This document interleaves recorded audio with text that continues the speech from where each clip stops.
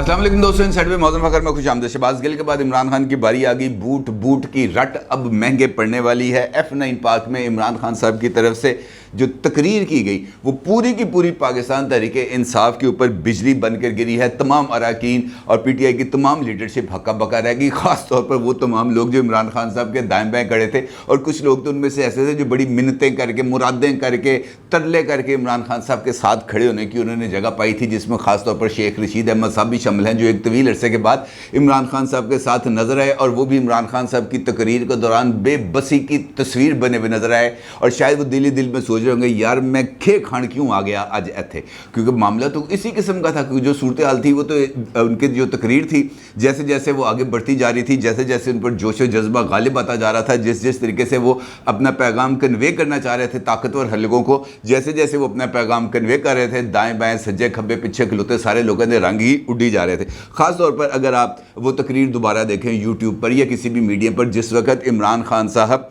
इदारों को निशाना बना रहे थे, पुलिस को, जजों को, ख़ास तौर पर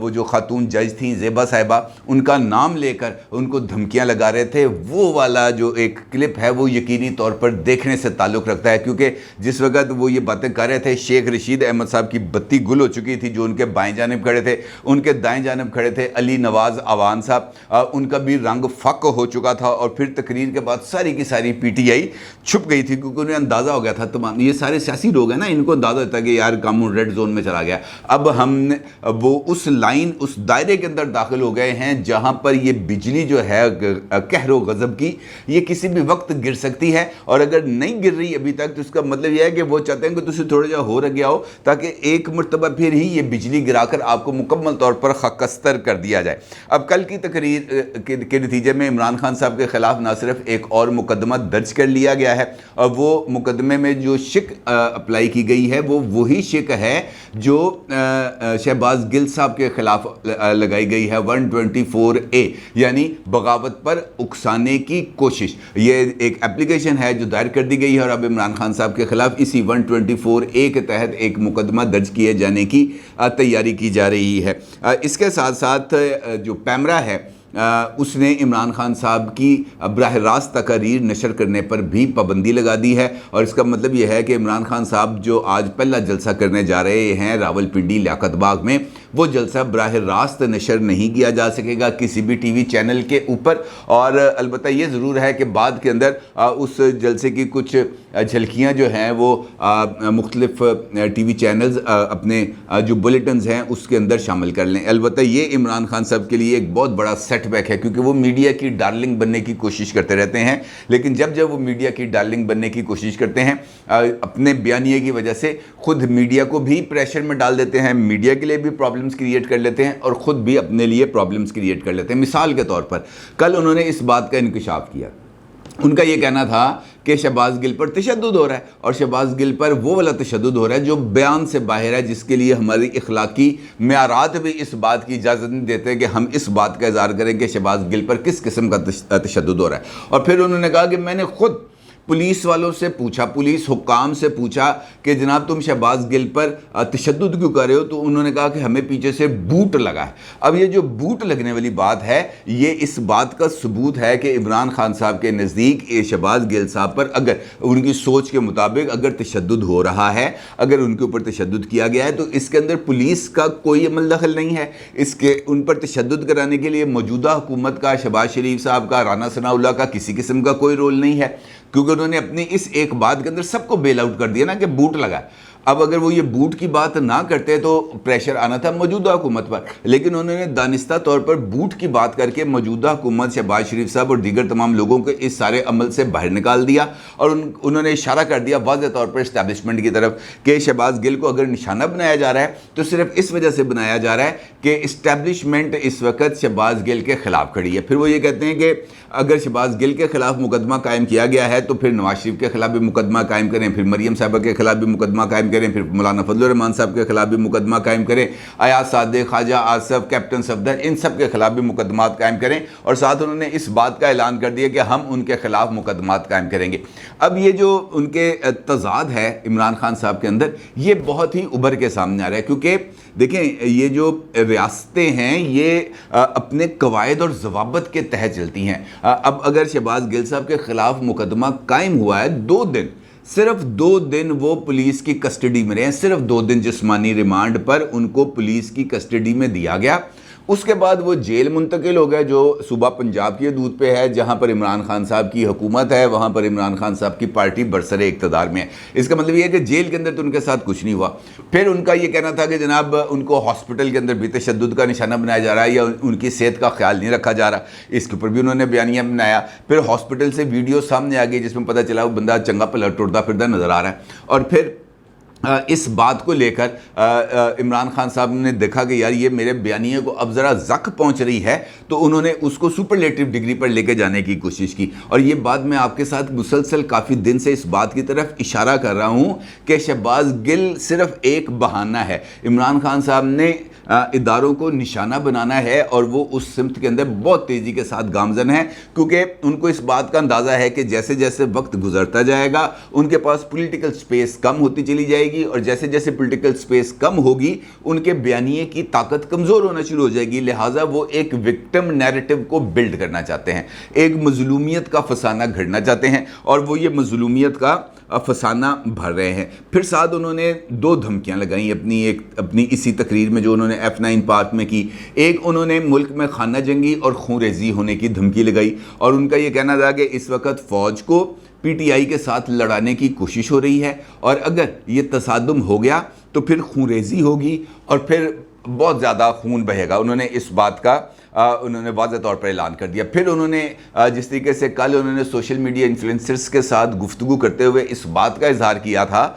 کہ جناب ہم کسی کے خلاف کارروائی پنجاب میں کرنا چاہتے ہیں تو چڑیا گھر سے کال آ جاتی ہے. کل انہوں نے F9 پارک کے اندر جلسے میں بھی اس بات کا ذکر کیا. ان کا یہ کہنا تھا کہ پنجاب پولیس میں تبادلوں پر چڑیا گھر سے کال آ جاتی ہے. ہم ایسا نہیں کر سکتے کہ جناب ہم اپنی جو سوچ ہے اس کے مطابق کام نہ کریں اور ٹیلی فونوں کے اوپر ہم دباؤ لیتے رہیں. انہوں نے یکسر مسترد کر دیا. پھر انہوں نے کہا کہ سارے کارڈ میرے پاس ہیں اور میرا آخری قدم یہ ہوگا کہ میں اسلام آباد کو بند کر دوں. اب یہ جو اسلام آباد کو بند کرنے والی بات ہے یہ بنیادی طور پر کیپٹل کو, دارالحکومت کو محاصرے میں لینے کی بات ہے, اور وہ یہ بات بلا وجہ نہیں کر رہے, کیونکہ ان کے پاس محاصرہ کرنے کی اس وقت مکمل طور پر ایڈمنسٹریٹو پاور بھی ہے اور ان کے پاس اس حوالے سے ایک پولیٹیکل سٹرینتھ بھی ہے. وجہ کیا ہے؟ اسلام آباد کی اگر ہم حدود کو دیکھیں تو اس کی حدود 3 ایریاز کے ساتھ جا کے ملتی ہے. ایک پنجاب, دوسرا خیبر پختونخوا اور تیسرا آزاد کشمیر. اور یہ تینوں ایریاز جن کا میں نے ذکر کیا وہاں پر پاکستان تحریک انصاف کی حکومت ہے. پنجاب کے اندر پرویز الہی صاحب حکومت میں ہیں, خیبر پختونخوا میں محمود خان صاحب یعنی پاکستان تحریک انصاف حکومت میں ہے, آزاد کشمیر میں پاکستان تحریک انصاف سردار تنویر الیاس کی شکل میں وہاں پر بھی ان کی حکومت ہے. لہٰذا ان کا یہ کہنا بیجا نہیں ہے کہ وہ جب چاہیں اسلام آباد کا محاصرہ کر سکتے ہیں, لیکن سوال یہاں پر ایک بہت بڑا ہے کہ اسلام آباد کا محاصرہ کرنے کے لیے آپ کو پنڈی سے گزرنا پڑے گا, اور جب تک آپ پنڈی سے گزریں گے, پنڈی سے گزر کے آپ اسلام آباد کی حدود میں آئیں گے, تب ہی آپ کو یہ محاصرہ کرنے کی وہ جو ہے اسی میں پتہ چلے گا کہ آپ کے پاس یہ محاصرہ کرنے کی سکت ہے یا نہیں. کیونکہ کوئی بھی ایریا ہو, کوئی بھی ملک ہو, کوئی بھی ریاست ہو, وہ اپنے دارالحکومت کے محاصرے کی اجازت نہیں دے سکتی, کیونکہ فال آف اسلام آباد کا مطلب ہی بہت خدا نخواستہ ایک بہت ہی غلط قسم کا مطلب جائے گا. اور عمران خان صاحب نے اس حوالے سے یہ اشارہ دیا کہ میں محاصرہ کر کے اسلام آباد کو فتح کر لوں گا, اور اگر وہ اسلام آباد کو فتح کرنے کے لیے نکلتے ہیں تو پھر ان کا مقابلہ یقینی طور پہ اگر آپ دارالحکومت کی طرف جائیں گے تو آپ کا مقابلہ تو تمام ریاستی اداروں سے ہوگا, اور اگر تمام ریاستی اداروں کے سامنے آ کر آپ نے مقابلہ کرنے کی کوشش کی, آپ نے فال آف اسلام آباد کی کوشش کی, تو پھر آپ کو سنگین قسم کے نتائج بھگتنا ہوں گے. اور عمران خان صاحب نے اسی تناظر کے اندر یہ 2 باتیں کی ہیں کہ جناب ہمیں لڑانے کی کوشش ہو رہی ہے. عمران خان صاحب کا مطلب یہ ہے کہ جب میں اسلام آباد کا گھیراؤ کرنے نکلوں, جو آج سے وہ جلسے شروع کرنے جا رہے ہیں 11 ستمبر تک, اور ان کا یہ کہنا ہے کہ میں آج سے ہی اہم اعلانات کا سلسلہ شروع کروں گا اور 11 ستمبر تک میں اپنی پوری قوم کو تیار کر دوں گا کہ وہ اسلام آباد کے لیے نکل پڑیں۔ اس کا مطلب یہ ہے کہ عمران خان صاحب کی یہ خواہش ہے کہ وہ لوگوں کو لے کر آئیں اور اسلام آباد کو سیج کر لیں، اور اسی لیے انہوں نے اگلی دھمکی دی کہ جناب اگر میرا راستہ روکا گیا، اگر میرے راستے میں آنے کی کوشش کی گئی، اگر اداروں کو، اور اداروں سے مطلب یقینی طور پر پاکستان کی افواج ہیں، اگر ان کو استعمال کرنے کی کوشش کی گئی تو پھر تصادم ہوگا اور پھر خونریزی ہوگی، پھر یقینی طور پر ایسی ہی صورتحال ڈیولپ ہوگی۔ اور عمران خان صاحب کی یہ سوچ یقینی طور پر نہ صرف قابل مذمت ہے بلکہ اس کے راستے میں ہر طرح کی رکاوٹ کو اب کھڑا کرنا اور عمران خان صاحب کے عزائم کو ناکام بنانا یہ بہت ہی زیادہ ضروری ہو چکا ہے۔ اب اگر ہم دیکھیں تو تقریر پر پابندی لگانے سے کیا کوئی ہمیں فوائد حاصل ہو سکتے ہیں، کیا اس کے کوئی نتائج نکل سکتے ہیں، اور اگر نتائج نکل سکتے ہیں تو وہ کیا ہو سکتے ہیں؟ دیکھیں، کسی بھی شخص کو اس بات کی اجازت نہیں دی جاتی پاکستان کے آئین کے آرٹیکل 19 یعنی 19 کے تحت کہ آپ لوگوں کو اکسائیں، لوگوں کو مجبور کریں، اداروں کو تنقید کا نشانہ بنائیں، کھلے عام دھمکیاں دیں، لوگوں کو اکسائیں کہ جناب آپ فلاں آئی جی کے اوپر، ڈی آئی جی کے اوپر، جوڈیشل میجسٹریٹ کے اوپر، دیگر کے اوپر آپ حملہ آور ہو جائیں، کیونکہ عمران خان صاحب نے تو انسٹیگیٹ کیا نا لوگوں کو، یہ کہا کہ میں تم کو چھوڑوں گا نہیں، بالکل ویسے ہی جس طرح وہ پہلے کر چکے ہیں۔ اب یہاں پر عمران خان صاحب کا معیار بالکل مختلف ہے۔ اب پیمرا کی طرف سے اگر پابندی لگائی گئی ہے تو اس کی وجہ یہ نہیں ہے کہ عمران خان صاحب ہر روز تقریر کر رہے ہیں۔ عمران خان صاحب نے کل جس طریقے سے وہ ریڈ لائن کو عبور کیا اس کے بعد پابندی لگائی گئی نا۔ عمران خان صاحب کے اوپر تو اس وقت کوئی مقدمہ نہیں ہے جیسے نواز شریف صاحب کے پاس تھا۔ عمران خان صاحب تو اس وقت اشتہاری نہیں ہے جیسے نواز شریف صاحب تھے۔ عمران خان صاحب تو اس وقت نااہل نہیں ہے جیسے نواز شریف صاحب ہیں، لیکن نواز شریف صاحب پر اگر پابندی لگی تو اس پابندی کا احترام کیا گیا، کسی ٹی وی چینل نے اس پابندی کے تحت ان کی تقاریر کو نشر نہیں کیا۔ اب عمران خان صاحب کیا کہتے ہیں؟ عمران خان صاحب کھلے عام خونریزی کی دھمکی دیتے ہیں، اسلام آباد کے محاصرے کی دھمکی دیتے ہیں، اداروں کو سول اداروں کے ساتھ لڑانے کی کوشش کرتے ہیں، اور اس کے بعد اسلام آباد کے محاصرے کا اعلان کرتے ہیں۔ اب ایسی صورتحال میں اگر ان کے اوپر پابندی نہ لگائی جائے تو اور کون سا طریقہ کار ہے ان کا راستہ روکنے کا؟ پابندی تو لگنی ہے۔ اب اگر پابندی لگے تو اس پابندی کو نواز شریف صاحب کے اوپر عائد کرنے والی پابندی کے ساتھ تو نہیں جوڑا جا سکتا، جس طرح فواد چودھری، حماد اظہر، شفقت محمود یا پی ٹی آئی کے دیگر لیڈرز کہہ رہے ہیں کہ جناب یہ آئین کی خلاف ورزی ہے، آئین فری سپیچ کی اجازت دیتا ہے۔ بھائی فری سپیچ کی اجازت دیتا، گالیاں نکالنے کی، ہذیان بکنے کی تو اجازت نہیں دیتا، وہ آئین کی اداروں کی خلاف ورزی کرنے کی تو اجازت نہیں دیتا۔ آئین اگر آپ کو آزادی اظہار دیتا ہے تو وہ کچھ حدود اور قیود کے اندر ہے، جہاں پر آپ کو اپنی ذمہ داریوں کا از خود تعین کرنا ہے، اور اس کے بعد مثلا اگر میں ٹی وی پر بیٹھ کے عمران خان صاحب کو برا بھلا کہنا شروع کر دوں، ہذیان بکنا شروع کر دوں، مغلظات بکنا شروع کر دوں، تو کیا یہ میں آزادی اظہار ہوگا؟ نہیں، یہ یقینی طور پہ آزادی اظہار نہیں ہے، کیونکہ میری آزادی اس وقت پر ختم ہو جاتی ہے جب کسی دوسرے کے گریبان تک میرا ہاتھ پہنچ جاتا ہے، اور اگر ہم گریبان پکڑ لیں تو پھر اگلے کی بھی آزادی ختم ہو جاتی ہے، آپ کی بھی آزادی ختم ہو جاتی ہے، کیونکہ اس کے بعد پھر صرف اور صرف جھگڑے کا آغاز ہوتا ہے، اور عمران خان صاحب بھی اسی طرف جا رہے ہیں۔ اب پی ٹی آئی اس پابندی کو مسترد بھی کر رہی ہے اور یہ اعلان بھی کر رہی ہے کہ ہم اسلام آباد ہائی کورٹ میں اس پابندی کو چیلنج کریں گے۔ فیئر انف آپ جائیں اسلام آباد ہائی کورٹ، لیکن وہاں پر جا کر آپ کو بتانا پڑے گا، عمران خان صاحب کو بتانا پڑے گا کہ وہ کون سا پولیس آفیسر تھا جس نے عمران خان صاحب کو یہ بتایا کہ جناب شہباز گل کو اوپر جو تشدد ہوا ہے اس کے پیچھے ان کو بوٹ لگا تھا، یا کس چڑیا گھر سے ان کو کال آئی تھی، ان کو بتانا پڑے گا نا۔ لیکن وہ نہیں جائیں گے، وہ نہیں بتائیں گے، وہ کہیں گے جناب یہ میں نہیں بتا سکتا، یہ میرا آفیشیل سیکرٹ ہے، میں آفیشیل سیکرٹ ایکٹ کی خلاف ورزی نہیں کر سکتا۔ لیکن جب آپ آفیشیل سیکرٹ ایکٹ کی خلاف ورزی نہیں کر سکتے تو اسی طرح آپ ان چیزوں کی بھی خلاف ورزی نہیں کر سکتے، آپ کسی کی